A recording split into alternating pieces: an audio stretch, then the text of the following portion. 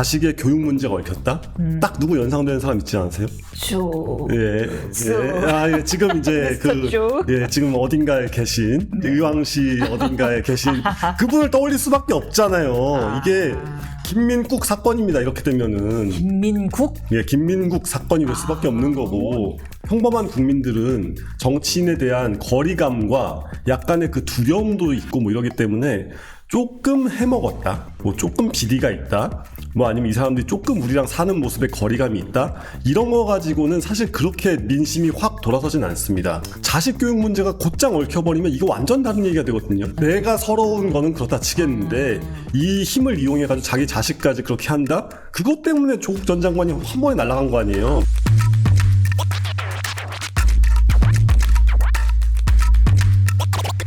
김민석 총리 후보자 진짜 첫 인사였잖아요. 근데 의혹들이 매일같이 하나같이 불거지고 있습니다. 일단 과거 불법 정치 자금을 이미 이제 불법 정치 자금 관련해서 전과가 2범이나 있었고요. 그리고 또 그 과거 불법 정치 자금을 제공한 이로부터 돈을 빌렸고, 그 관계자들로부터도 또 빌렸고, 그 과거 불법 정치 자금을 제공한 사람은 이자 받을 생각은 없었던 건지, 심지어 합법 정치 자금도 또 제공해 왔고, 그 밖에 뭐 중국 칭화대 석사는 진짜냐, 그리고 뭐 아빠 찬스, 아들과의 법안 공동 발의 의혹, 그리고 재산이 그간 추징금 낸 거에 대해 비하여 오히려 재산이 늘었고, 아들은 미국에 가서 유학을 하고 있고, 학비만 1억 대에 가까운 곳에서 뭐 이제 여러 가지 의구심이 하나씩 다 제기되고 있는데요. 하나씩 짚어볼까요? 일단 노 의원님이 볼 때 가장 문제가 되는 의혹은 뭐라고 보십니까? 당연히 아들. 아들. 이거는 이게 김민석 후보자를 막 뭐 탤런트급 미남은 아니지만 어쨌건 이제 정치권에서 볼 때 미남 정치인에 속한다고 할 수 있는데. 정치인이었죠. 그렇죠. 서울대 젊었을 땐 특히 그랬고. 그 서울대 법대 총학생회 출신에 그 얼굴로 관악산을 맨날 넘어가면서 수배를 피하여 도망 다닌 스타 정치인이었죠. 그렇죠. 거기다가 근데 자식의 교육 문제가 얽혔다? 딱 누구 연상되는 사람 있지 않으세요? 지금 이제 지금 어딘가에 계신 의왕시 어딘가에 계신 그분을 떠올릴 수밖에 없잖아요. 이게 김민국 사건입니다. 이렇게 되면은 김민국? 김민국 사건이 될 수밖에 없는 거고, 이슈가 이렇게 그 방향으로 흘러갈 수밖에 없잖아요. 그러니까 이게 우리 국민들이 어느 정도는 관용 내지는 정치 고관여층들은 고관심층들은 잘 그렇게 생각 못하는 게, 평범한 국민들은 정치인에 대한 거리감과 약간의 그 두려움도 있고 뭐 이러기 때문에 조금 해먹었다, 뭐 조금 비리가 있다, 뭐 아니면 이 사람들이 조금 우리랑 사는 모습에 거리감이 있다, 이런 거 가지고는 사실 그렇게 민심이 확 돌아서진 않습니다. 뭐 높은 분이 나란 일을 하셔야 되는데 돈 필요하셨겠지. 뭐 그렇게 익스큐즈 되는 것들이 좀 있어요. 있는데 자식 교육 문제가 곧장 얽혀버리면 이거 완전 다른 얘기가 되거든요. 그게 약간 그렇죠. 그러니까 내 자식한테 나는 못 해주는. 내가 서러운 거는 그렇다 치겠는데 이 힘을 이용해가지고 자기 자식까지 그렇게 한다? 그것 때문에 조국 전 장관이 한 번에 날아간 거 아니에요. 그런데 조국 전 장관은 뭐 구체적으로 뭐 예컨대 본인이 있었던 학교에서 뭐 인턴 뭐도 해주고 이런 게 있었지만, 엄마 아빠가 대신 시험도 봐주고 막 이제 이런 게 있었지만, 여기는 유학을 갔다 뭐 본인이 전액 장학금 받은 것일 수 있고, 본인이 스타벅스에서 열심히 커피 드리면서 한 것일 수도 있고, 뭐 모르잖아요. 근데 그 돈도 돈이지만 법안 공동 발의 의혹이 진짜 큰 거죠. 이거는 아들 스펙을 만들어줄 때, 아니 법원이 좋으면은요 또. 근데 아들이라고 무시할 수도 없는 거잖아요. 근데 그렇게 따지면은 뭐 우리 그 조국 전 장관님의 따님도 논문을 워낙 잘 썼을 수도 있는 거고. 그거는 뭐 실제로 안 썼지만. 그렇죠. 그러니까 뭐 그랬을 수도 있는 거고, 그쪽의 주장에 따르면. 그러니까 그런 식으로 얘기하다 보면 한도 끝도 없는데, 이렇게 쓸데없이 복잡해지고 쓸데없이 너무 봐주기 쉬워져 버린 그런 교육제도를 적극적으로 악용을 넘어서 이젠 아예 그런 거가 법에까지 적용이 돼? 이거는 국민적으로 굉장히 인화력이 엄청나게 큰 이슈가 될 수 있고 되어야 마땅하지만, 지지율 20%짜리 정당에서 그거를 잘 못 살리고 있는 게 문제죠. 뭐 지금 뭐 서로 당대표 뽑는다고 난리예요. 예, 그러니까요. 예. 근데 사실 지금 이 타이밍에 예. 만약에 야당이 조금만 더 믿음직한 모습이었다? 그랬으면 애초에 이 인선이 없었을 수도 있고, 아니면은 인선이 있다고 해도 조금 더 이 민주당 쪽에서 친민주당 언론들도 막 철통 방어를 했을 수도 있는데, 뭐 아무튼 좀 이게 가장 문제라고 생각합니다. 그게 문제라고 그 정치자금 이슈는 어떻게 보세요? 그게 정치자금 이슈가 정치권 내에서 지금 이제 언론에서 물고 늘어져가지고 나오는 거긴 한데, 예. 물론 딱 보니까 심각해 보이지만, 이게 하다 보면은 여기저기 그러니까 비슷한 방식으로 많이들 했을 거 아니에요? 예를 들면 그 문제의 차용증 써서 뭐 이랬다는 것도. 뭐 사실 오래된 뭐 정치자금 수법으로 알려져 있지요. 그러니까 본인이 꿀려가지고 정치인들끼리는 많이 못 때릴 것 같은 이슈이긴 하죠. 반면에 자식 교육 같은 경우는 어쨌건 엄마 아빠의 그 공부머리를 이어받아가지고 애가 진짜 똑똑하든가 아니면은 좀 잡음이 덜 날 방법으로 어떻게 스펙 세탁을 해주든가 할 수가 있는데 이렇게까지 희한한 방식을 동원할 거는 또 저도 생각을 못 해봤던 부분이어서 이거 좀 문제 커지지 않을까 하는 생각이 내가 문제를 키울 수 있는 충분한 인화력이 있는데 과연 이게 어디까지 갈까 좀 지켜보긴 봐야 될 것 같습니다. 그런데 그 불법 그러니까 정치자금 이슈도 좀 특이하긴 많이 특이해요. 예. 이거 사실상 계속 꾸준히 돈을 증여해 준 거나 다를 바 없고 증여해 준 다음에 또 막아주고 심지어는 정치 자금만 준 게 아니라 나중에는 차명으로 대출증까지 써주고 막 이런 식이었잖아요. 그러니까 뭔가 이게 주변의 기대가 몹시 컸구나. 아니 하다못해는 아니고 노무현 전 대통령만 해도 어쨌건 본인이 변호사기도 하고 나중에 이제 뭐 식당도 차려가지고 좀 이렇게 나름 뭐 화로동선 장사가 좀 잘 됐다고 하죠. 그러니까 뭐, 수입원이 있었어요. 예, 수입원도 있었고 뭐 이것저것 했단 말이에요. 근데 김민석 후보자는 대학교 들어간 이후로 단 한 번도 영리 활동을 해본 적 없는 사람이잖아요. 직업을 가져본 적이 국회의원 뭐 세비라든가 뭐 여러 가지 그 공직에서 나오는 돈 말고는 받아본 적이 없는 사람인데 그러면은 봉천동 아파트가 한 개야죠. 이제 우리 기억 속에 아득하게 잊혀져 있는 김민까진 같아. 그러니까 김문입니다. 김미음까지 이렇게 같은 우리가 잊으면 안 되죠. 그렇게 열심히 턱걸이도 하셨는데. 턱걸이도 잘하시고 이제 그 등산도 잘하시는 그분 정도가 아마 순수한 직업 정치인으로 살면서 형성할 수 있는 재산의 한계가 아닐까 싶어요. 일리 있네요. 예. 그러니까 그거를 미담으로 소개를 할 게 아니라 그걸 스탠다드에 맞춰가지고 확 공격을 하는 것도 좀 나올 수 있는 방법이긴 한데 문제는 또 그러면은 정치인들이 서로 찝찝하고 서로 이렇게 너는 결백하냐? 나는 뭐 서로 이런 분위기가 될 테니까 그래서 얘기가 그렇게 안 흘러가는 거지. 사실 우리 사회가 대한민국이라는 나라가 직업 정치인한테 주는 공식적인 수당과 보수가 적은 나라도 아니잖아요. 특권은 그냥 별개로 치고. 1억 2천 정도까지요. 예, 그렇죠. 그 정도면 사실 연봉 상위 5% 안에 들어가는 거 아닌가요? 5%? 연봉 1억 2천인데다가 게다가 보좌관 등에 못 치고는 9명을 고용할 수가 있으니까. 고용할 수 있고 게다가 또 쓸 수 있는 경비도 많이 있고. 사실 많이 줘요. 예, 그렇죠. 그런데 자식을 1년에 1억짜리 학교에 굳이 보내겠다고 하는 것부터가 잘못된 거잖아요. 그러니까 그렇게 대한민국이라는 나라의 시스템의 혜택을 받는 사람이라면 자기 자신뿐 아니라 자기 자식들까지도 자신과 자식까지도 대한민국의 시스템 내에 존재하는 사람으로서 내가 불편한 게 있다면 시스템을 어떻게 개선할 것인가를 생각을 해야지. 그게 아니라 이거는 김민석 후보자뿐 아니라 그 세대 전체에 해당되는 얘기인데 자식 조기 유학 어느 세대부터 유행했습니까?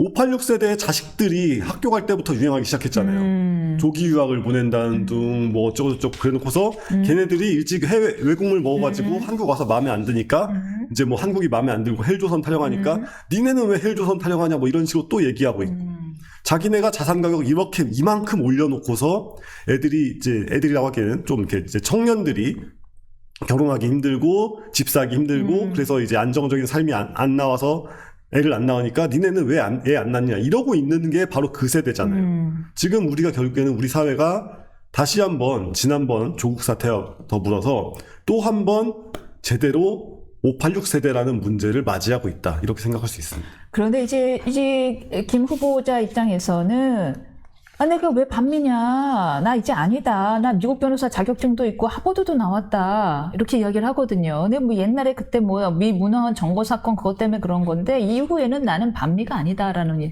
주장이에요. 하버드에 반미주의자가 얼마나 많은데요. 아, 그렇군요. 아니, 그걸로 얘기를 하면 안 되죠. 그게 아니라 공식적으로 미국에서 대사관에서 그래, 너 그럼 입국해라라고 도장을 찍어주냐, 비자를 딱 찍어주는 사람이냐, 아니냐. 뭐 이런 거에서 따져야 될 문제고. 근데 저 궁금한 게 왜 이렇게 반미 운동을 많이 했던 옛날 586 세대들이 왜 자식들은 이렇게 미국 유학을 보내는 거예요? 그러니까 이제 반미주의라는 게 약간 이 뒤틀린, 이게 프로이트의 용어를 이제 많이들 쓰는 건데 가족 로망스의 발현이어서 그렇다고 생각합니다. 그게 뭐냐면은 내가 아버지한테 겪었던 서러움, 어머니한테 겪은 서운함, 뭐 이런 것 등등을 더 큰 대상한테 투여하거나 역사를 바라보는 관점에 투여하거나 뭐 이런 거란 말이에요. 그러니까 이제 반미주의가 한국에서 빡 퍼진 시점이 5.1 그 광주 때 이제 미국이 방조한 거 아니냐, 심지어는 미국이 전두환을 뭐 부추긴 거 아니냐, 뭐 이런 식의 이야기들을 하면서부터 나오는 건데, 설령 그렇다고 해도, 그러니까 그건 사실이 아니라고 이제 미국 측에서는 얘기를 하고 있습니다만, 이게 전두환의 잘못이지 미국의 잘못은 아니잖아요. 근데 미국이란 나라가 우리의 구원자로서 모든 걸 다 해줄 수 있고 해줘야 된다. 미국이 막으려고 맘만 먹으면 얼마든지 막을 수 있었다. 라는 식의 미국을 약간 전지전능하고 선한 존재로 바라보는 사람들이기 때문에 뭔가 미국 탓을 할 여지가 생기니까 그때부터 엄청난 미움이 생겨버리는 거예요. 마치 우리가 아기 때 우리 엄마는 되게 착하고 우리 아빠는 정말 힘세 라고 생각했지만 엄마가 조금 이상한 행동하고 아빠가 조금 나약한 모습 보이면은 갑자기 막 엄청 실망해가지고 막 그럴 수 있잖아요. 그런 종류의 정신의 움직임이라고 할 수 있죠. 그래서 충격이 컸구나. 미국한테 버림받았다는. 미국한테 버림받았다는 충격이 굉장히 컸다. 그래서 반미가 확 확산이 됐는데. 근데 그러다 보니까 정작 87년 민주화 때 그때 이제 신군부에서 막 최후의 수단으로 수방사를 동원해가지고 이제 그냥 탱크를 끌고 가서 진압을 하자 이렇게 생각을 했었단 말이에요. 근데 그때 CIA가 그 이사단, 제가 나온 동두천 이사단 카투사 출신인데 아무튼 거기서 탱크를 차출해 와가지고 수방사 앞에다 막 대놨습니다. 그냥 나오지 말라고.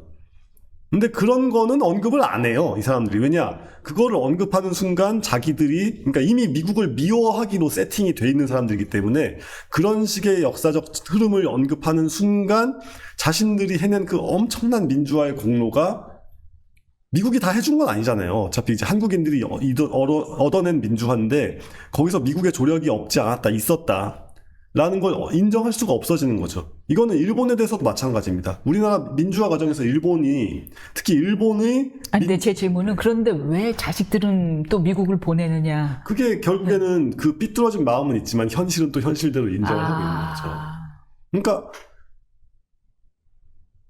정말 그거는 너무 당연한 행동이어가지고 그러니까 지금 중국에서도 마찬가지잖아요. 중국의 그 상층에서 얼마나 막 미국을 상대로 뭐 이제는 뭐 우리가 패권을 놓고 싸워야 되니 막 이런 얘기를 하지만 유학생들 다 보내고 있고 유학생을 보내면서 그게 정보를 빼낸다고 할 수도 있겠지만 솔직히 그렇게 애들이 미국물을 먹고 돌아왔을 때 부모 입장에서도 마음 편치는 않을 거란 말이에요. 그럼에도 불구하고 어쨌건 보낼 수 있다면 미국으로 유학을 보내고 싶다. 그래가지고 트럼프랑 지금 시진핑이랑 협상을 다시 해가지고 서로 양보를 하는 게 중국은 히토리를 수출할 수 있게 해주고 미국은 유학생을 받아준다 뭐 이런 식으로 이제 서로 제일 공개적으로 볼 때 명시적으로 서로 제일 아픈 부분을 하나씩 양보하는 이런 식으로 흘러가는 거죠.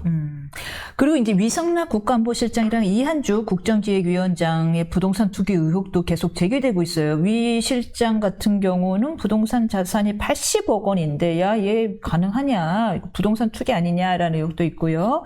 그리고 이한주 위원장은 아들 명의로 재개발 상가 매입을 한 거 아니냐. 그리고 부동산 법인을 설립해서 세금을 회피한 것 아니냐라는 의혹이 제기됐는데 사실은 그 오광수 민정수석도 부동산 차명 보유 때문에 갑자기 이제 낙마했던 거거든요. 이 차명 보유 이슈, 차명 대출 문제가 상당히 큰 이슈인데 국민의힘이 하도 힘이 없어갖고는 공격도 못했지만 어쨌든 스스로 낙마했습니다. 그러니까 이 세 분이 각각 다른 맥락으로 볼 수밖에 없는 게 일단은 유성락 안보실장 같은 경우는 이게 이분이 그러니까 외교 쪽 분이잖아요. 그쪽에서 종사하시는 그 연령 높으신 분들의 하나 같은 특징이 있는데 네. 대체로 원래 아버지 때부터 대대로 그런 종류의 일에 종사해온 분들이 많고, 그래가지고 외무고시를 봐서 들어갔는데 자기 집안과 빽이 안 좋은 친구들이 좌절을 되게 많이 하거든요. 그러니까 굉장히 외교가라는 게 굉장히 좁고 이렇게 약간은 좀 이렇게 귀족이란 말을 쓰기는 좀 그렇지만 아무튼 이렇게 좀 세습되는 그런 분위기가 꽤 큽니다. 근데 그게 공직만 그렇게 흘러가는 게 아니라 결국에는 그 자산이 다 있는 쪽이다 보니까 유성락 실장 같은 경우에는 기존에 가지고 있는 자산은 충분히 있었을 것이고 그거를 본인이 공직 활동을 하면서 이제 뭐 사모님이 됐건 누가 됐건 투자를 했다면 이 정도로 커가는 건 충분히 있을 수 있는 전개라고 생각을 해요. 그래요. 오히려 줄은 것일 수도 있어요. 예, 아버지로부터 그쵸. 물려받은 것보다. 예, 잘못 투자를 해가지고 줄어든 걸 수도 네. 있는데 그런 케이스가 누구냐면 김종인 전 비대표님 같은 경우는 계속 매년 줄고 있더라고요.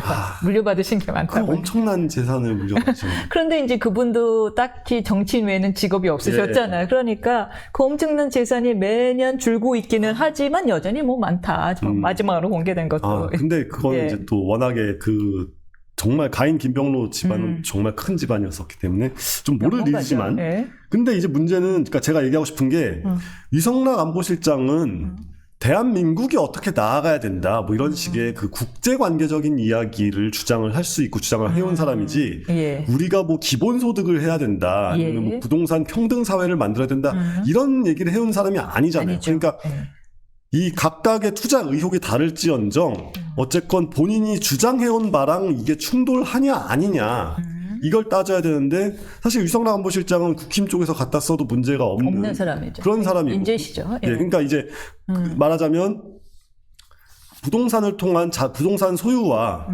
그로 인한 안정적인 삶과 자산 증식과 이런 가치 자체에 대해서 본인이 기존에 부정해왔냐 투쟁해왔냐 이거를 따져야 되는 문제인데, 그 경우에는 뭐 그냥 뭐 부동산 투자를 열심히 하셨네, 잘 하셨네, 그러니까 본인이 안 해도 뭐 이렇게 부부는 이제 경제 공동체니까 뭐 이렇게 됐겠다라고 생각을 할 수 있는데, 기본소득 설계자가 뭐 그러고 있었다, 이한주 아니면은 민정수석으로 앉히려고, 민정수석이라는 게 결국에는 이 청와대가 가지는 칼이잖아요. 청와대 내에서 그리고 암행어사잖아요. 예, 청와대 사설 암행어사, 사설 검찰, 사설 특수본 이런 건데, 그런 분이 차명 보유하고 차명 대출을 했다? 이거는 완전 다른 얘기죠. 심지어 검사장 출신. 예, 그러니까요. 그러니까 나는 법을 어겨도 돼 이거잖아요. 예.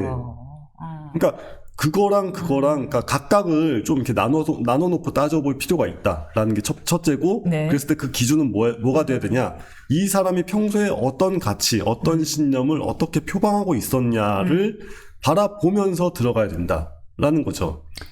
그래서 이제 특히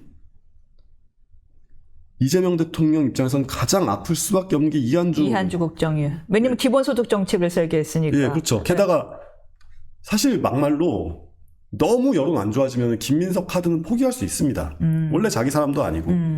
그러니까 그러니까 잘렸을 때 아픈 무언가가 아닌 머리카락 같은 거지, 이제 잘렸을 때 아픈 손발이 아닌데, 지금 자기가 딱 청와대 들어가자마자 데려가겠다라고, 그러니까 이제 그 내각도 아니고 정말 딱 청와대 안으로 데려가겠다고 지목한 사람이 이런 게 딱 터져 있을 때, 이럴 때 지금 안 그래도 경제 관련해가지고 너무 욕도 많이 먹었잖아요. 대선 과정에서 호텔 경제야, 거북섬 등등해서 욕을 엄청 많이 먹었고, 민주당 정권이 되자마자 사람들이 집값이 폭등할 것이다 라는 생각으로, 아니면 주식이 폭등할 것이다, 뭐가 됐건 폭등할 것이다, 이런 생각으로 지금 다들 막 뭔가 투자해야 된다 이렇게 막 이 이상 심리가 들끓고 있는 이런 상태에서 나의 경제통은 기본사회, 기본소득 막 이런 얘기를 하면서, 국민 여러분은 이제 제대로 일자리 다니지도 말고 월급이 오르는 건 꿈도 꾸지 말고 그냥 우리가 주는 용돈을 받으세요 라고 하는 그런 사람인데, 그 사람이 실제로는 이렇게 부동산 땅 장사를 열심히 하고 있었다. 아프죠. 와우. 근데 아픈데 이거를 내려놓을 수가 있는 카드냐? 이재명이, 그러면 이렇게 물어볼 수 있어요. 이재명이 이한주 외에 다른 어떤 정책 브레인이 있긴 하냐? 뭐 있다면은 이제 저 개인적으로는 베네수엘라 이건 약간 위험하니까 이렇게 하지 말고 아무튼 저 개인적으로는 정말 위험한 분이라고 생각하고 있는 최백은 교수 이런 분들이란 말이에요. 이게 다음 후보가 그러니까 다음 후보 내지는 물망에 거론할 우리가 떠올려 볼 수 있는 사람들이 그런데 그분은 제한 없는 무제한 화폐 발행을 통해서 대한민국의 경제가 좋아질 수 있다고 생각하는 미국에서도 기축통화국 미국에서도 받아들이기 어려운 경제 이론을 막 주장하는 학계 내에서의 아웃사이더 중에 아웃사이더인데 그래서 우리나라가 기축통화가 될 수 있다고 주장한 거군요. 그렇죠. 돈 찍어내려고. 이런저런 걸 생각을 해보면 이재명 대통령뿐 아니라 좀 뭔가 좀 이렇게 정책적으로 역량도 있고 좀 하자가 없으신 분들이 오히려 좀 이재명 대통령을 도와줘야 되는 거 아닌가? 만약에 이한주 카드가 낙마가 된다고 쳤을 때 청와대에 들어갈 사람이 더 더 이상한 신념을 가지고 있거나 더 문제가 있는 어떤 경제적 사고방식을 가지고 있다고 한다면 그게 더 문제일 수 있으니까 오히려 그냥 배신자 딱지가 붙건 뭐가 됐건 좀 이렇게 능력 있으신 분들이 좀 적극적으로 이 나라를 위하여 이 나라를 위하여 마음으로 이 나라의 미래를 위하여 도와주셔야 되는 거 아닌가 좀 이런 생각까지 들 정도예요. 아까 잠깐 이 정치 철학 이한주 국정원장의 정치 철학과 행동의 모순이 국민들한테 보여줄 메시지를 생각하면은 이것은 사실 굉장히 아픈 이유다. 이게. 근데 저는 마찬가지로 이 김민석 국무총리 후보자의 불법 정치 자금이나 그동안 차명 등을 비롯해갖고 그게 불법이라는 거면 아닙니다. 드러나지 않았으니까요. 아무튼 몇 년 동안 꾸준히 1,000만 원씩 1억 4천 정도를 받아서 생활을 해오셨고, 그리고 이제 월급은 어디다 썼는지 그대로 저축하셨는지 재산은 증식됐고, 빚은 갚고.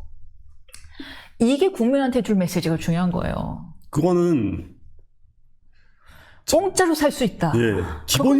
기본소득이 실현된 거잖아요. 지금 그러니까 돈을 안 벌어도 얼마든지 공짜로 살 수 있다. 그러니까 남의 돈으로. 김민석에게는 이미 도래한 미래였다. 기본소득이라는 게. 근데 기본소득이 엄청 많다.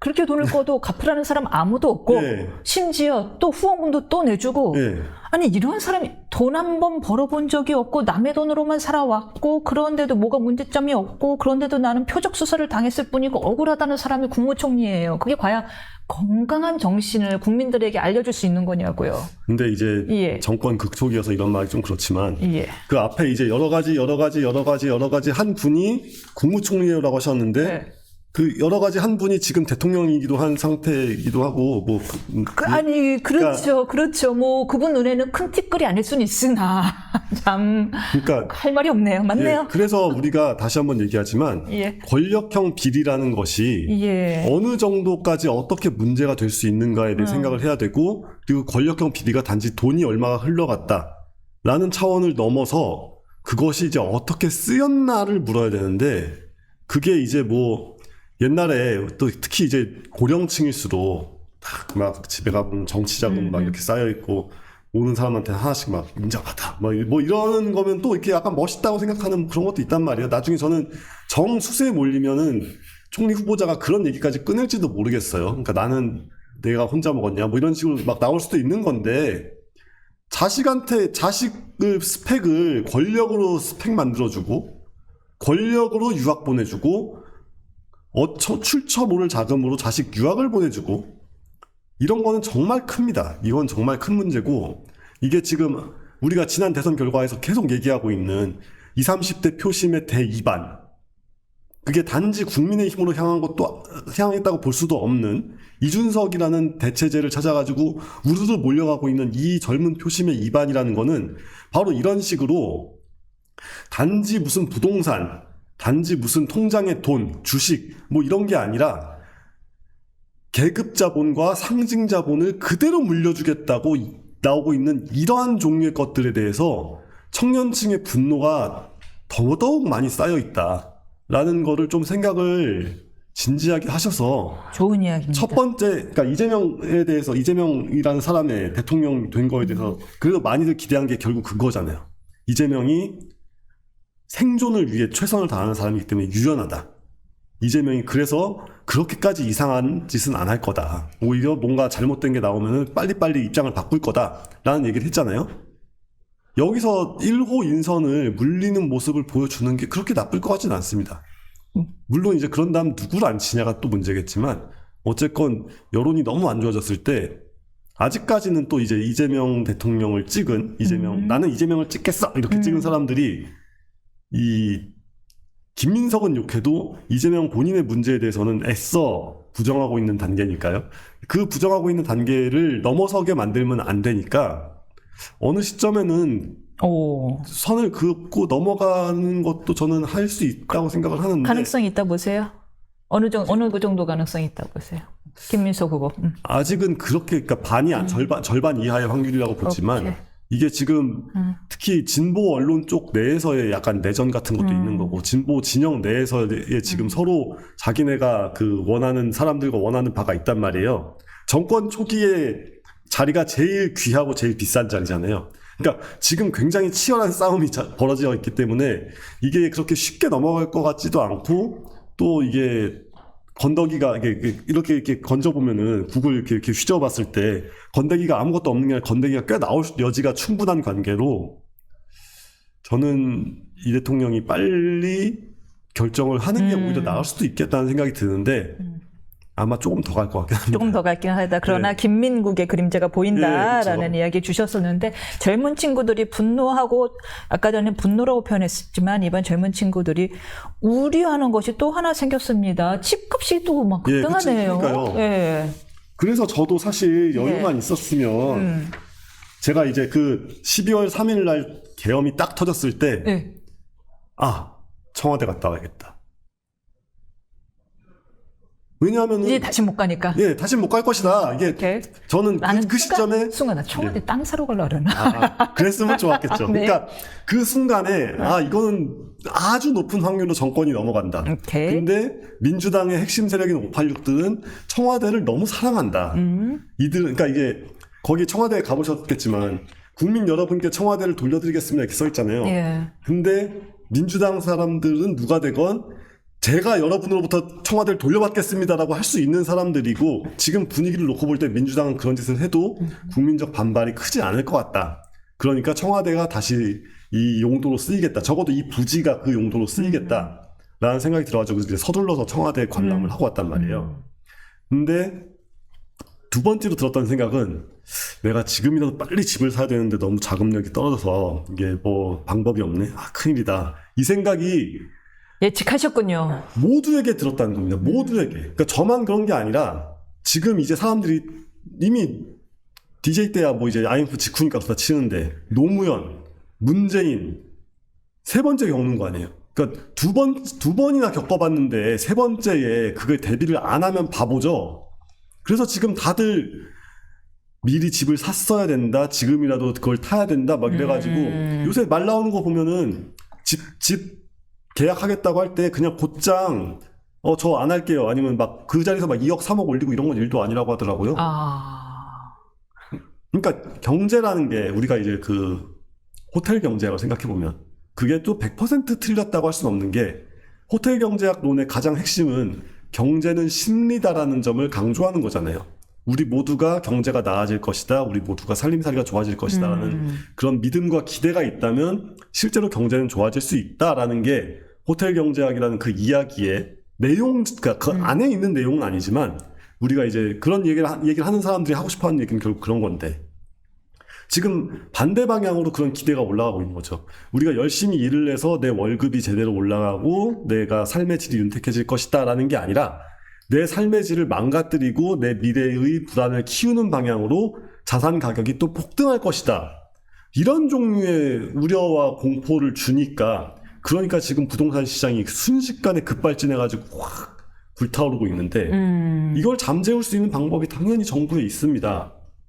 일단은 이제 뭐 상속세 개정 뭐 이런 얘기 나오고 있으니까 거기에 발맞춰가지고 아예 종부세를 폐지를 하면서 부동산 전반의 보유세를 높이면 그러면 어쨌건 사람들이 두 가지 방향에서 작동한단 말이에요. 종부세 때문에 다주택이 힘드니까 임대사업을 못하게 되는 그런 측면이 있는데 임대사업 할 사람들 임대사업 해라. 대신에 충분히 세금을 내면서 해라. 그러면 사람들이 이제 안정적으로 세입자가 되거나 아니면은 내가 예상 가능한 세금을 얼마를 내겠다고 하면서 어떻게 들어갈 수가 있겠죠. 근데 그리고 동시에 많은 양의 공급을 국민들이 바라는 곳에 안정적으로 때려 넣겠다라고 동시에 얘기를 해줘야 된단 말이에요. 근데 이렇게만 하면 사실 부동산 시장은 잡힙니다. 이게 이명박 때 해가지고 박근혜 때까지 완전히 죽어 있었잖아요, 부동산 시장이. 근데 아까 우리가 얘기 나왔던 그 부동산 투자를 잘 하시는, 기본소득 좋아하시는 그런 분들의 머릿속에 있는 정책이 이런 거랑 아무 상관이 없죠.